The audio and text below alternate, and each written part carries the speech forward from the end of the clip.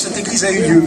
Ça en fait tout de même la plus ancienne dans le tissu des paroisses du Grand Tunis. Elle est antérieure à la cathédrale de Carthage et elle est antérieure également à la cathédrale de Tunis, qui, elle, était bâtie à la fin du 19e siècle.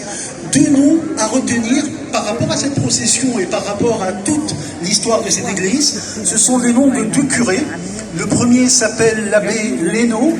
L'abbé Lénaud a été le curé de cette église pendant une dizaine d'années et il a probablement établi cette procession. D'autre part, après lui, à partir de 1901, un curé maltais a tenu vraiment les rênes de cette église pendant 35 ans quasiment. Et il s'appelle l'abbé Saliba. Et si vous circulez un peu vers l'arrière de l'église, vous verrez une pierre commémorative qui est là pour honorer sa mémoire. Voilà, ce sont deux points importants, deux noms qu'il fallait citer. Je voudrais également, à ce titre-là, vous introduire dans toute la vie de cette paroisse aujourd'hui.